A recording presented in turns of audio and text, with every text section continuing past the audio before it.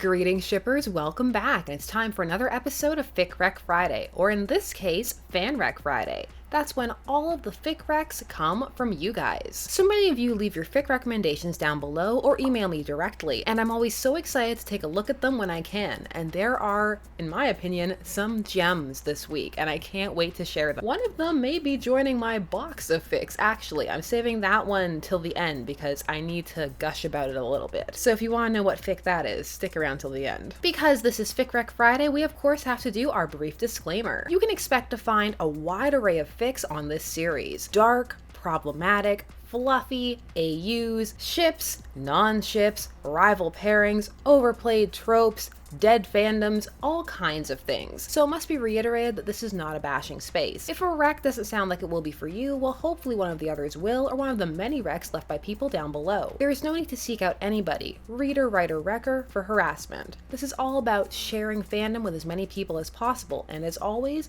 different strokes for different folks. Nobody has to like everything, but we can all come together and discuss it and still have a good time. Quick lickety split, every time it gets a little bit faster. But before we get started, if you haven't already, please do follow on social media to know when we're streaming, stay up to date on content, and just come on over and chit chat about fandom. It's a good time, I swear. Now there are a decent amount of fics to get to. Some I split off because I realized that they were from people who had recommended before, because I think we're on the same fic length. So later, another fan rec, another time. There will be more. Our first fic rec is going to take us over to an anime fandom. We're going to be looking at a fic from One Punch Man. One Punch Man was quite the phenomenon when the anime aired, and it reached a wider audience than it had initially upon its manga release. And that meant that there were indeed some ships. Now this is one of those fandoms where some people are surprised when you tell them there are ships and others are not. Those tend to be the multi-shippers, or just shippers that have been around in multiple fandoms and hence can no longer be surprised by anything. This one is a mentor-mentee pairing, but with a twist. We're dealing with the pairing of Genos and Saitama, but in an intriguing AU. This fic was emailed to me by Jessica Newton, who also emailed me a fic with these characters, but it was a retelling of The Nightmare Before Christmas, which was interesting, but not as much in my opinion as this fic. The fic is Fire and Patience by Rhea Draws. One chapter, word count 5,377. This takes place in an AU where Saitama is an old yet still powerful god who isn't worshipped much anymore, and how Genos, who he believes is a demon, falls into his life and changes that. I like this one because it plays on Saitama's canon opiness by having him be an actual god, and like canon, it examines how that affects his state of mind and relationship with the world around him. It's a real treat. So this is a Gods and Spirits AU as tagged by the author. And what makes this so fascinating is interpreting just what elements are part of the AU and which ones are the same. There's a note at the end of the fic that says that the author was playing with the AU and what it meant and how it worked, and so a lot of it was up to the interpretation of the reader, which makes it an intriguing read. Because on top of just the plot and the characters and the coming together and what's going on, you're also left to kind of wade through just how exactly this AU works. And that makes it unique and perhaps a treat for those who have dived pretty far into the realm of AUs. As a result, they've seen a lot of things, but they may not have seen this exact AU carried out this exact way. It also works because it incorporates the dynamics of the show so well, and they feel naturally placed within this AU, even though there's so much open to the audience's interpretation. So if you like fics where you can really impose your own idea as to what is going on in the world, then this is one for you. Although the author did say that if you have any questions and you really need to know, you can email and then they'll answer your questions. I can't think about One Punch Man without thinking about the theme and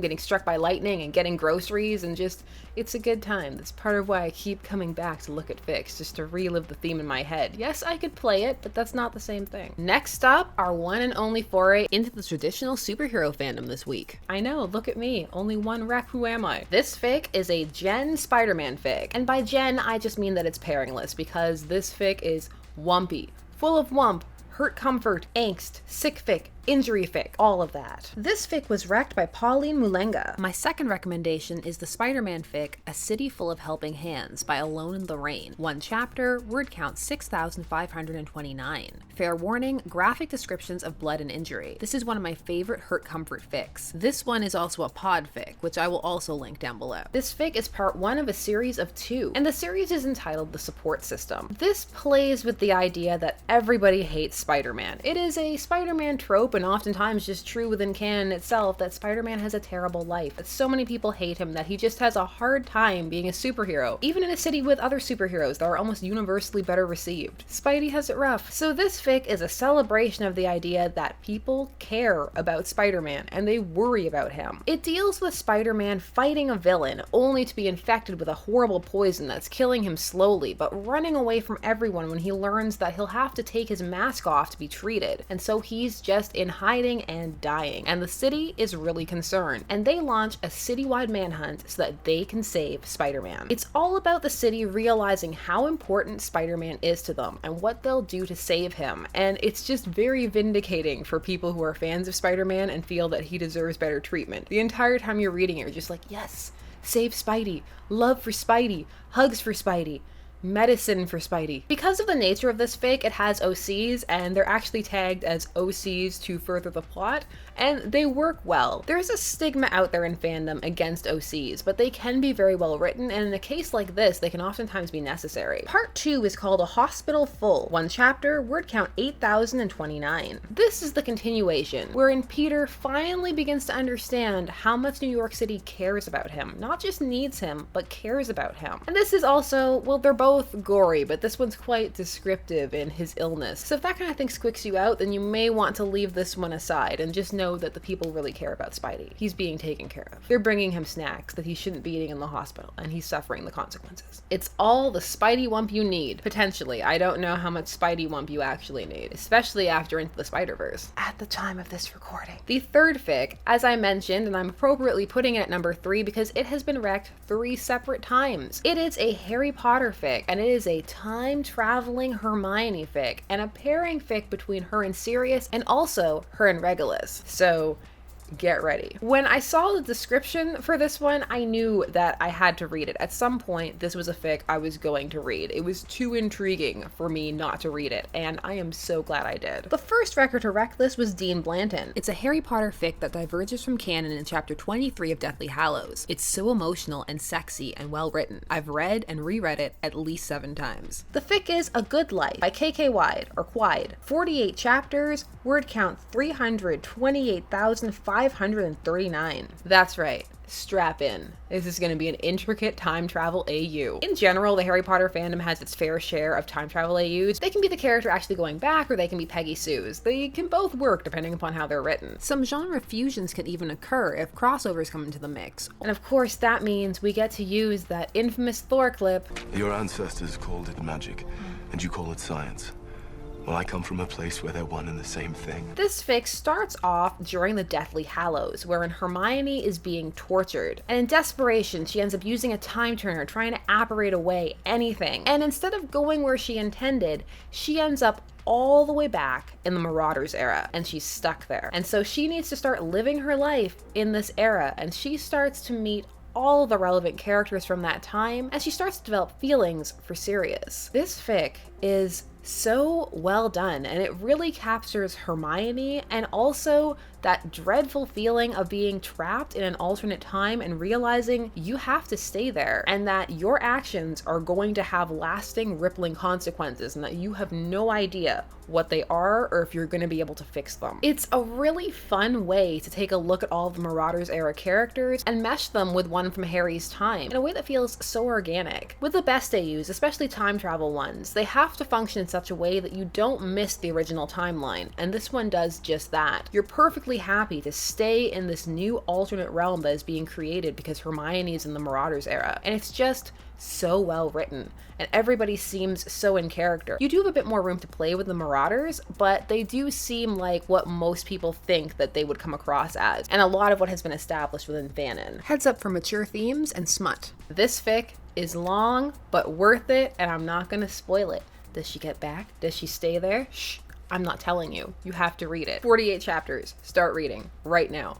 It's totally worth it. It also sent me down the path of just other Harry Potter time travel fics, and this one This one is a cut above. It also, because the time travel element, removes much of the awkwardness of the age gap, because you don't really need to think about it because they're the same age in this time period. Although people do also play with this pairing other ways. There's ways to work through it, but that's a discussion for another time. The next fic comes to us from off-time commenter McReese, who decided to be bold and leave their entire fanfic archive just down in the comments. All of the fics that they've written, or a lot of them. And so, of course, I had to click and check it out. It is a wonderland of femslash for anybody who's interested. And of all of the fics that were in there, there was one that really caught my eye. And it takes us over to the SG-1 fandom. Stargate SG-1 was a sci-fi juggernaut back in its day, and has sadly largely been forgotten by many people. It also made a big impact on the fandom landscape, and one of its dominant pairings was O'Neill and Daniel Jackson. That was a huge slash pairing, but the fandom also had a fairly large fem slash one as well, and that's what this fic is about. This fic is called Saving Her Is All That Matters. It's 2 chapters, word count 7,515, and it pairs Samantha Carter, Sam, and Dr. Janet Fraser. This was the fem slash pairing of the SG-1 fandom. That's not to say there couldn't be others, but this was the one that most people tended to gravitate towards. It was the swan queen of SG-1. And this fic works through it in such a nice way while incorporating a lot of the lore and canon from the SG-1 series itself. It deals with Sam having to confront her feelings for Janet that she's really pushed down because she fears that she cannot act on them because of the don't ask, don't tell rules in effect at that time. As a result, despite everything going on, the extenuating circumstances, she has kept her feelings locked tight, and they've begun to take their toll. It all comes to a head when she is forced by the Tok'ra to examine her feelings and actually state what they are, and the impact that has on her,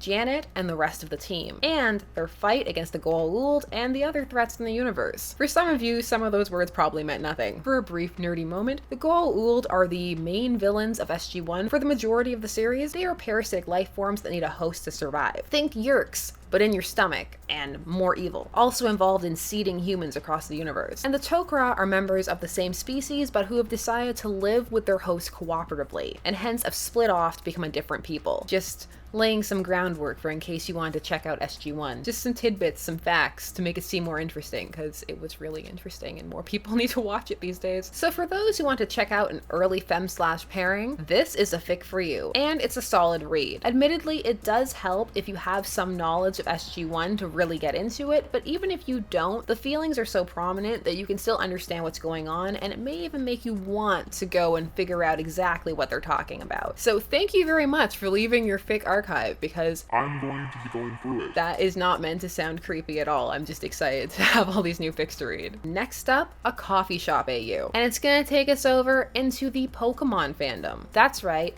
Poke shipping. Modern Poke shipping. We're in the red/green Poke shipping, which people already did. It's not exactly complicated, but a little convoluted to explain. This fic was wrecked by Trickster, so you know it's gonna be good. Check out their lovely Joker DP. Here's a nameless shipping fic because Pokemon ships deserve more love. Green, blue/red fic called The Secret Ingredient. Would the leader of the Phantom Thieves steer us wrong? I think not. This fic is called The Secret Ingredient, appropriately enough, by Mocha Whip. 1 chapter, word count 12,118. This fic is, as I mentioned, a green/red fic, and it involves Green working as a university student at a coffee shop, and he's had his eye on this customer that's been coming in. This tall, older gentleman, lovingly described in the details of his fancy clothes, and Green just wants to give him his number. He's been working on a plan, he's been dressing up, he's been looking his best, he's been flirting, he's been doing everything, and finally, he works up the courage to write his number on the man's order. Unfortunately,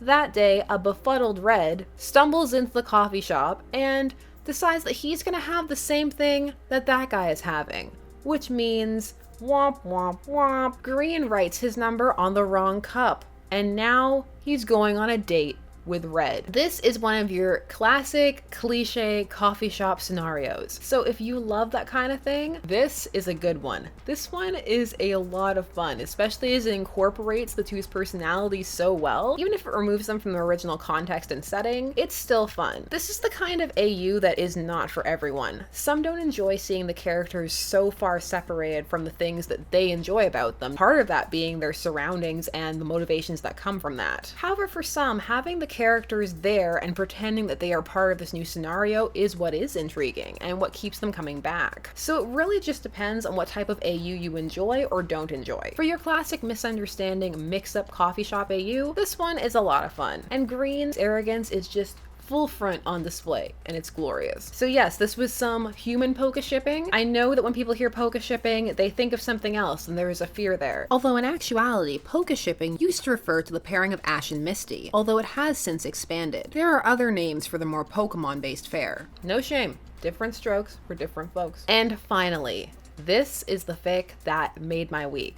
I have to say, I love this fic so much. I enjoyed all of these, particularly the time-traveling Hermione one, but this one occupies a space in my heart. It's something I know that I'm gonna come back to over and over and over again. Hermione too, but that's 48 chapters, so a bit less often. This fic was wrecked by Luna Freya, and they described it perfectly. So, in their own words, speaking of rare Disney pairings, back when the live-action Beauty and the Beast came out, I stumbled upon this gem of a slow burn and rare pairing. It's a Beast/Gaston fic called Forest of Beasts by Smallest Steve. It's 16 chapters and 87,157 words, but it is the best slow burn fic I have ever read. The characterization of Beast and Gaston are spot on, and there is no smut. It's basically a what-if/AU fic. The AU being that instead of Gaston falling to his death at the end of the film, what if him and the Beast ended up falling together, but don't die? Which leads to them ending up in the enchanted forest that surrounds the castle. The whole plot revolves around them trying to work together to get out of the enchanted forest alive, without them killing each other. Highly recommend it if you have some time to kill and you are looking for a good read. This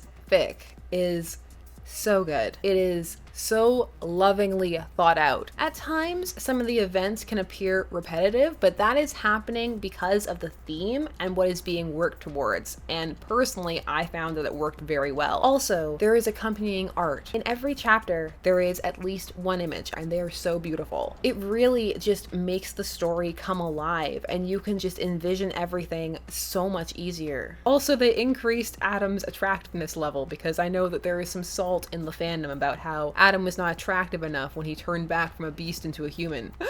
Hotter as a beast. Gaston, for all of his many character flaws, is a fun one to work with in canon because there's a lot of room for growth. You can keep him in full villain mode, or you can have him come to some realizations and grow as a person. And that gives people a lot of room to play with, which can give birth to some fun headcanons. No one brags like Gaston. No one ships like Gaston. No one's got really cool AU fics like Gaston. This is a rare pair. It's not one that people often think of or take very seriously. So you'll find a lot of crack fics, PWPs, or AUs that just completely remove them from the setting and place them in a modern one. But this is so intricate and stays so well within the lore of that verse that it's a real treat. It's just that beauty of discovering that in this rare pair where you weren't really expecting to maybe find anything, you found a gem, a diamond in the rough. There's at least one fic there that is just offering so much, which is not to say that the others aren't, but for those in fandom, it is quite common for one fic,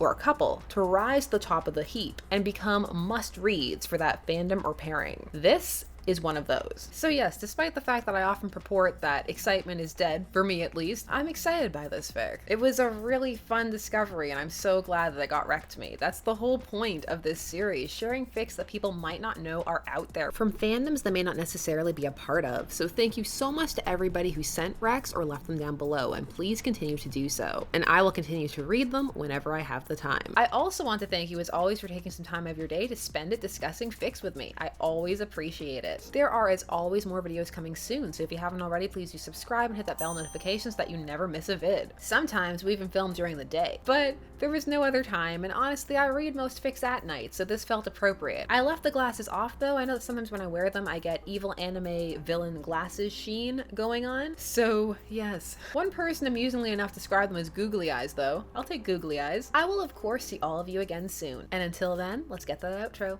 Bye-bye. This has been Shipper's Guide to the Galaxy. Don't forget to like, share, comment, and subscribe. Special thanks to all of my patrons, names on the side, for helping to make these videos possible. There are, as always, more videos coming soon, so until then, stay tuned, for there are as many ships out there as there are stars in the sky.